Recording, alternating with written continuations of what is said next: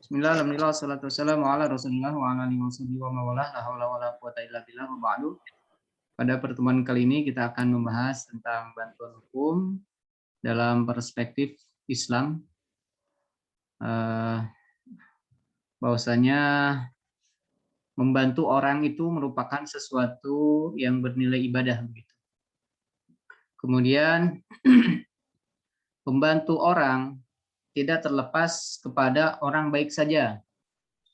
Kita membantu orang itu bisa jadi membantu orang yang zalim begitu, ya. Karena pada dasarnya semua orang, semua manusia itu sama di hadapan Allah Subhanahu wa taala. Inna akramakum indallahi atqakum. Nah, tinggal bagaimana cara membantu mereka. Nah, ini yang menjadi pembahasan. Yang menjadi garis bawah itu bukan masalah membantunya, tetapi apa atau cara yang dilakukan untuk membantu mereka itu yang menjadi permasalahan. Ketika kita membantu orang baik, kemudian pastinya kita tahu apa yang harus kita lakukan. Kemudian ketika kita membantu orang yang jahat, maka tentunya kita pun harus tahu bagaimana apa dan seperti apa tindakan yang harus kita lakukan dalam rangka membantu orang jahat begitu, ya. Hal ini sangat jelas tergambar dari sabdanya Nabi kita Nabi Muhammad SAW. Beliau menyampaikan unsur akhaka zaliman au mazluman, yang artinya tolonglah saudaramu yang berbuat zalim dan yang dizalimi begitu. Kemudian siapa sahabat ini menjawab, faqala rajulun ya Rasulullah ansuruhu idza kana madzuman afara'aita idza kana zaliman kaifa ansuruhu qala tahjuzuhu aw tamna'uhu minaz zulmi fa inna dzalika nasruhu. Bahwasanya baik orang yang kata sahabat siapa? Orang yang terzalimi itu sangat gampang ya menolongnya begitu. Tetapi bagaimana caranya apabila kita diarahkan atau dianjurkan, disunnahkan untuk menolong orang yang zalim? Nah, petunjuk yang disampaikan oleh Nabi kita Nabi Muhammad SAW, kamu cegah dia dari berbuat zalim, maka sesungguhnya engkau telah menolongnya. Nah, ini sangat tegas sekali ya, perintah untuk memberikan pertolongan baik kepada orang yang terzalimi maupun orang yang zalim. Hanya saja yang menjadi perbedaan itu adalah bagaimana caranya ya, dari tata cara yang diberikan. Kalau misalkan kalau orang yang zalim ini dia ketika mau zalim membutuhkan sandal untuk apa memukul misalkan, ketika kita ingin menolong bukan dikasih sandal, tapi sandal yang ada itu dijauhkan. Kemudian orang yang mau melakukannya diberikan nasihat, begitu ya. Itulah cara memberikan pertolongan kepada pertolongan kepada orang yang zalim. Kemudian berikutnya di dalam prinsip Islam bahwasanya memberikan pertolongan itu tergambar daripada salah satu hak asasi daripada setiap orang begitu. Bukan saja kita ya, tetapi bukan saja makhluk hidup atau manusia. Selain manusia pun siapa seperti binatang begitu, itu semuanya juga sama memiliki hak ya. Sebagaimana barangkali nanti kita pernah mendengar ketika kita melakukan atau ketika seseorang melakukan kezaliman kepada hewan binatang begitu, maka bisa jadi binatang itu akan menyebabkan dia masuk neraka begitu. Sebagaimana kita tahu ya, ada sebuah hadis bahwasanya ada seseorang yang memelihara hewan ya, kucing begitu. Kemudian kucing ini dipelihara tanpa dikasih makan sedikit pun, tanpa dikasih minum sedikit pun, sehingga menyebabkan dia mati begitu.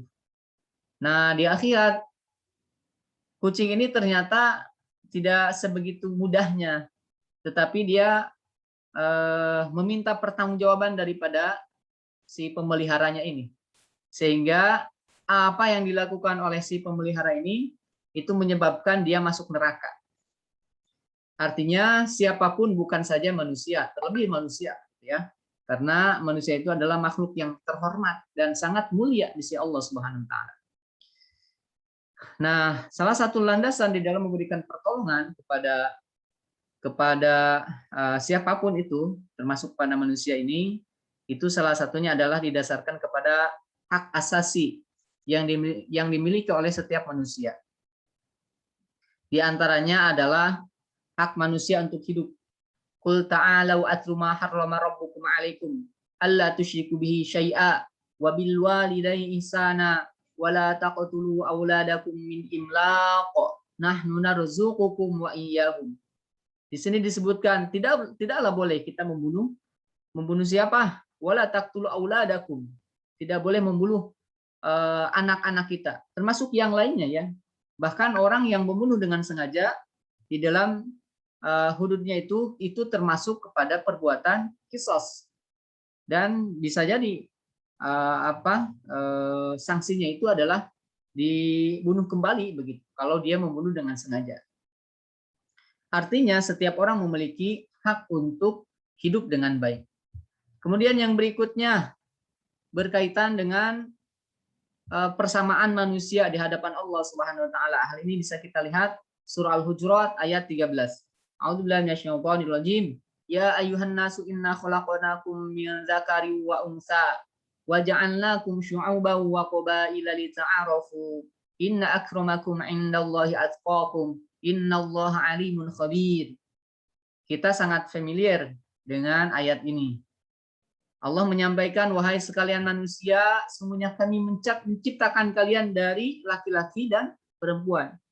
Dan Allah menciptakan kalian syu'uban wa qabaila lita'arafu. Di antara kalian itu ada yang berbangsa-bangsa, bersuku-suku. Tujuannya adalah apa? Untuk lita'arafu, saling mengenal satu sama lain, saling melengkapi, saling mempercantik, saling memperindah, saling menghiasi begitu. Tujuannya seperti itu. Bukan tujuannya untuk mengolok-olok, bukan. Adanya keragaman manusia, keragaman suku yang ada di Indonesia itu menjadi kekayaan tersendiri bagi Indonesia.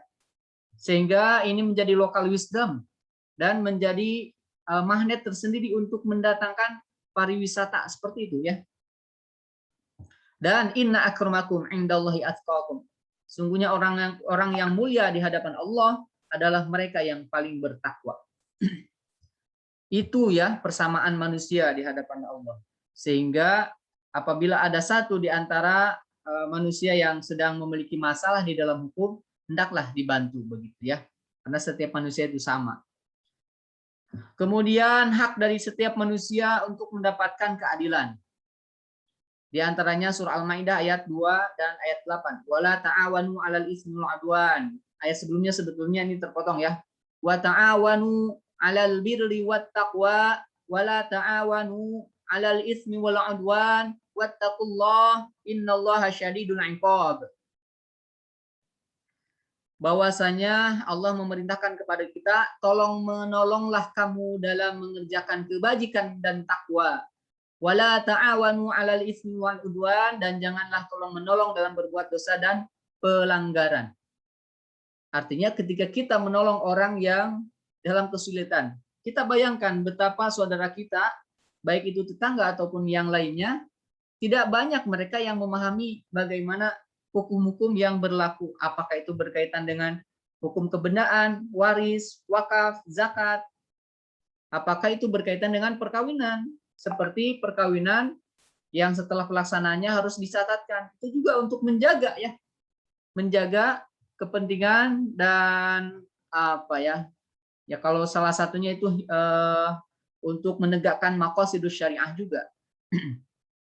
Kemudian ayat berikutnya ayat 8-nya, ya ayyuhallazina amanu kunu qawwamina lillahi syuhada'a bil qist. Wala yajrimannakum syana'anu qaumin ala alla ta'dilu. Ya'dilu huwa aqrabu littaqwa wattaqullah innallaha khabirum bima ta'malun. Bahwasanya kita memang diperintahkan ya'dilu, berlaku adillah. Karena yang sifatnya adil itu huwa aqrabu littaqwa.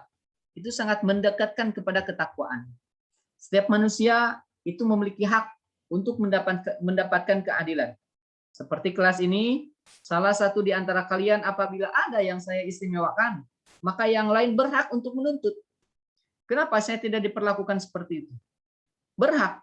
Tapi alhamdulillah ya, saya tidak pernah mengistimewakan seseorang di dalam suatu kelas. Semuanya sama. Begitu. Termasuk orang yang ngejapri saya, suka dibalas satu-satu. Walaupun kata-katanya singkat, oke, iya, mangga. Nah, tapi minimal Anda mendapatkan penghargaan karena SMS-nya atau WA-nya saya balas. Begitu ya. Nah, adil ini apa? Nah, adil ini memang banyak ragamnya ya, atau definisinya banyak begitu. Tapi singkatnya, yang namanya adil itu adalah proporsional. Tidak bisa misalkan kalau Anda nih yang berencana punya istri 2 begitu, yang satu punya anak 2, yang satu punya anak 1. Kemudian resikonya disamakan kedua-duanya, sama-sama 5 juta misalkan. Itu tidak adil itu. Tetapi proporsional. Kalau anaknya 1 ya mungkin bisa 2,5 juta atau 3 juta. Kalau anaknya 2 mungkin iya harus lebih besar, bisa jadi 4 sampai 5 juta atau bahkan lebih begitu. Karena risikonya pasti lebih besar. Nah, termasuk Anda nih yang sudah kuliah begitu, kalau jajannya mungkin disamakan dengan anak TK, mau nggak? Pastinya nggak mau. Wah, kurang, nggak cukup ini kuota nggak cukup, ya. Kemudian jajan buku nggak cukup, jajan yang lainnya juga nggak cukup, ataupun yang lain-lainnya. Karena itu adil itu adalah kurang lebih proporsional. Nah, kita kembali bahwasanya setiap orang itu berhak untuk mendapatkan keadilan, ya, termasuk dalam pendidikan juga sama. Kemudian yang berikutnya, bahwasanya setiap orang itu berhak untuk mendapatkan perlindungan terhadap harta dan yang dimilikinya. Allah menyampaikan dalam surah Al-Baqarah ayat 188, A'udzubillahi minasyaitonir rajim, wala ta'kulu amwalakum bainakum bil batil wa tudlu biha ilal hukam litakulu fariqam min amwalin nas bil itsmi wa antum ta'lamun. Allah menyampaikan wala ta'kulu amwalakum bainakum bil batil. Kita tidak dibenarkan, tidak dihalalkan kalau seandainya memakan, mengambil, menguasai harta orang lain dengan cara batil. Apa cara batil itu? Dengan pemaksaan, dengan pemotongan paksa, dengan pemalakan, dan lain sebagainya. Itu tidak dibenarkan. Oleh karena itu ketika ada orang yang mendapati dia dirugikan, hartanya dijarah, atau misalkan perjanjian yang dilakukannya ternyata ada seseorang yang melakukan prestasi, maka sejatinya dia harus ditolong. Begitu ya. Oke, kita lanjutkan. Yang berikutnya berkaitan dengan kebolehan mewakilkan. Misalkan kita teringat surah Al-Kahfi ayat 19, bagaimana prinsip daripada memberikan atau mewakilkan begitu ya. Allah menyampaikan a'udzubillahi minasyaitonir rajim, wa kadzalika ba'atsnahum liyatasaalu bainahum qala qailum minhum kam labithum qalu labithna yawman aw ba'da yawm qalu rabbukum a'lamu bima labithum fab'atsu ahadakum biwadiqikum hadhihi ilal madinati falyanzur ayyuha azka ta'aman falyatikum birizqin minhu walyatalattaf wala yush'iranna bikum ahada. Fab'atsu ahadakum. Maka utuslah salah satu di antara kalian, atau pergilah salah satu di antara kalian, atau suruhlah. Untuk apa? Untuk ke kota, ya. Karena ceritanya memang Ashabul Kahfi ini dia sangat lama sekali tertidur ya, ditidurkan oleh Allah Subhanahu wa taala, diistirahatkan kurang lebih beratus-ratus tahun, sehingga mereka menyangka bahwasanya tidur yang dia lakukan itu hanya 1 malam. Tetapi itulah karunia Allah Subhanahu wa taala untuk menyelamatkan orang-orang saleh, orang-orang yang beriman dan bertakwa dari kejahatan, dari kemurkaan penguasa yang saat itu berkuasa. Nah, ayat ini mengindikasikan juga kebolehan untuk mewakilkan begitu ya.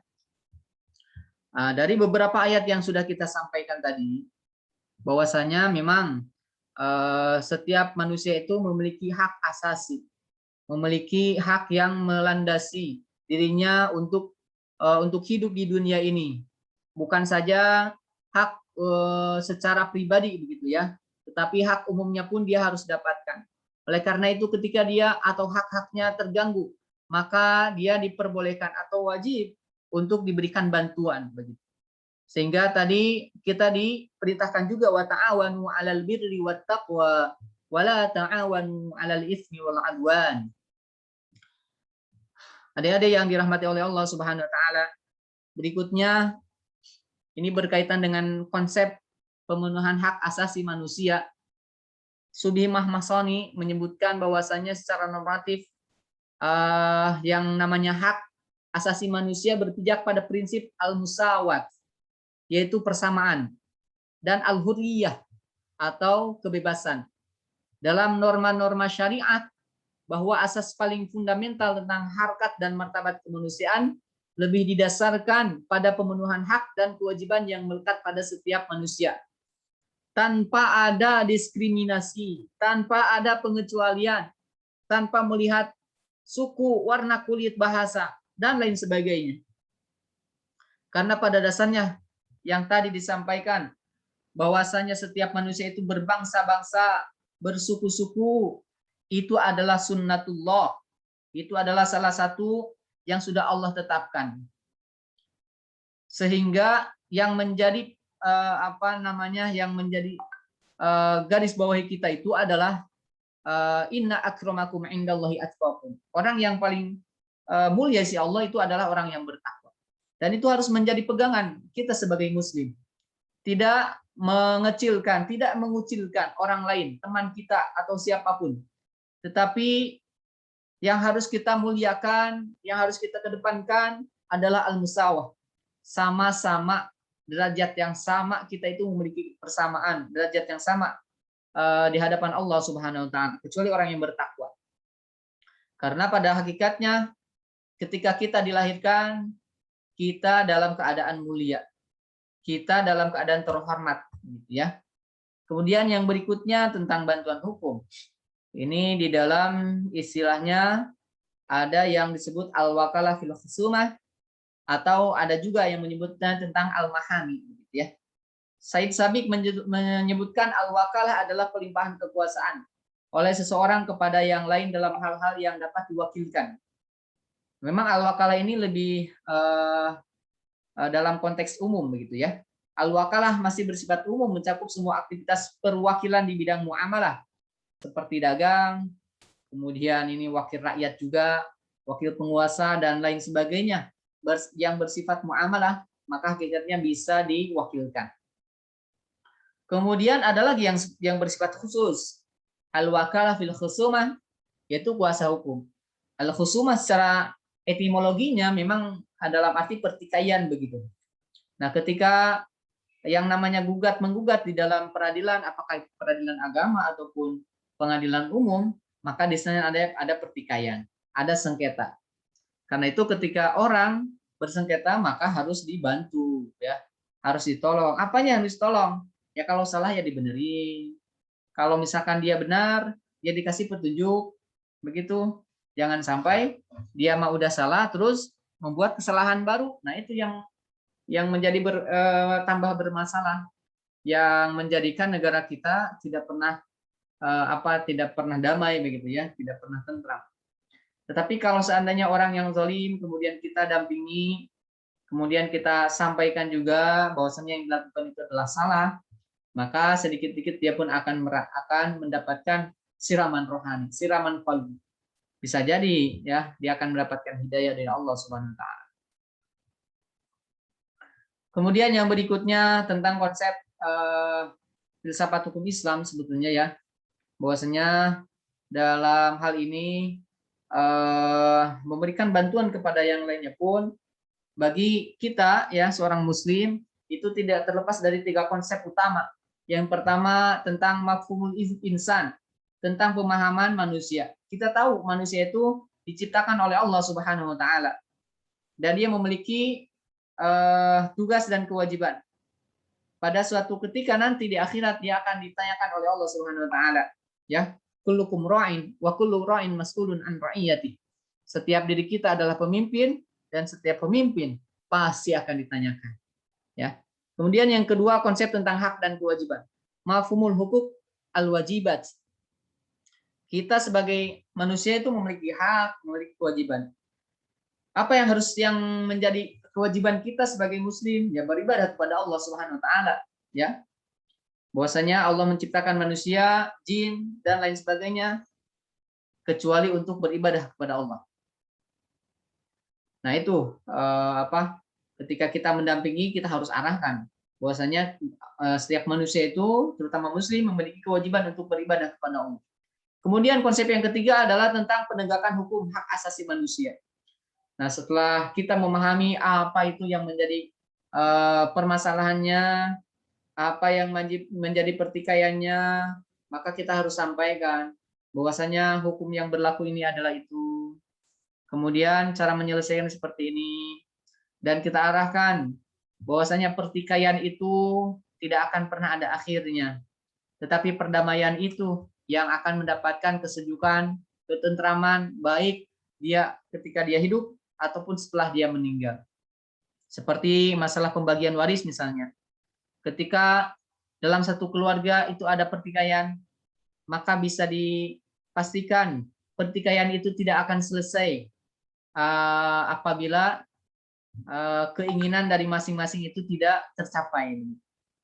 Dan pertikaian itu akan berlanjut sampai kepada keturunan-keturunannya. Tetapi apabila keduanya bisa didamaikan dan keduanya bisa mendapatkan pencerahan, dia akan tali silaturahim di antara ikatan keluarganya itu akan terus terjalin. Orang tuanya sama-sama akan mendapatkan kiriman doa dari mereka. Tetapi apabila terjadi pertikaian, apa yang terjadi? Orang tua yang sudah meninggal, yang mewariskan harta, bisa jadi dia hanya meninggal begitu saja. Tidak mendapatkan doa-doa dari anaknya. Padahal doa dari anak, dari cucu itu adalah sangat dinantikan oleh orang tua yang sudah meninggal. Karena mereka tidak bisa lagi beribadah. Kecuali apa yang telah dilakukannya selama di dunia ini. Nah, itu barangkali 3 poin di dalam Islam ketika dia memberikan pertolongan hukum kepada yang lain. Kemudian pendapat Al-Maududi bahwasanya setiap orang itu pada hakikatnya dia dalam keadaan fitrah, dalam keadaan terhormat. Jadi secara alami dan hakiki atau fitrah manusia, setiap orang memiliki hak untuk bebas dalam harkat dan martabat. Yang mana disebutkan tadi oleh Al-Maududi ya dalam Human Rights in Islam, bahwa secara fitrah setiap orang terlahir dalam keadaan bebas dan sama dalam harkat dan martabat. Ini sejalan dengan sabdanya Nabi Muhammad SAW, kullu mauludin yuladu alal fitrah. Bahwasanya setiap orang yang lahir, baik itu dilahirkan oleh keluarga muslim atau non muslim, maka semuanya dalam keadaan fitrah, dalam keadaan suci. Begitu ya. Kemudian ini juga sama ya, bisa menjamin hak-hak berperkara, bisa dibaca saja. Nah, ini yang diantara poin-poin bagi kita ya sebagai muslim, bahwasanya dirumuskan ada 5 maqasidus syariah yang barangkali kita tidak asing mendengar. Ada tujuan pokok disyariatkannya Islam atau hukum Islam. Yang pertama hifdzuddin atau hifdzuddin, menjaga agama. Kemudian yang kedua adalah hifdzun nafas, menjaga jiwa. Dan yang ketiga adalah hifdzun nasl, menjaga keturunan. Yang keempat adalah hifdzul akal, menjaga akal. Dan yang kelima adalah hifdzul mal, menjaga harta. Kelima poin ini itu menjadi tujuan daripada Allah mensyariatkan hukum-hukum Islam. Seperti tadi disebutkan bahwasanya orang yang melakukan ketidakadilan atau melakukan pencurian atau dia melakukan pembunuhan kepada yang lain, maka dengan sengaja maka dia dihukum bunuh lagi, kisos. Kemudian ada orang yang mencuri, kemudian hukumannya adalah potong tangan. Dan hal-hal yang lainnya. Artinya memang Islam itu sangat mengatur hak daripada setiap muslim. Yang mana ketika setiap muslim ini diamanahkan harta oleh Allah Subhanahu wa taala, maka dia berkewajiban untuk menjaganya. Ketika dia atau seorang muslim ini sudah menjaganya, kemudian ada orang lain yang menyerobotnya, maka dia harus mendapatkan bisa jadi mendapatkan haknya kembali. Kalau dia tidak bisa melakukan dengan sendiri, maka harus dibantu. Nah, oleh karena itu melalui media ini bahwasanya Islam sangat menganjurkan memberikan pertolongan kepada siapapun, karena setiap manusia itu memiliki hak asasi, hak yang menjadi fundamental di dalam dirinya. Bahwasanya dia berhak untuk menjaga agamanya, dia berhak untuk menjaga jiwanya, dia berhak untuk menjaga keturunannya, dia berhak untuk menjaga akalnya, dan dia pun berhak untuk menjaga hartanya. Karena setiap harta hakikatnya adalah titipan Allah Subhanahu wa taala. Itu saja barangkali. Ada yang ditanyakan?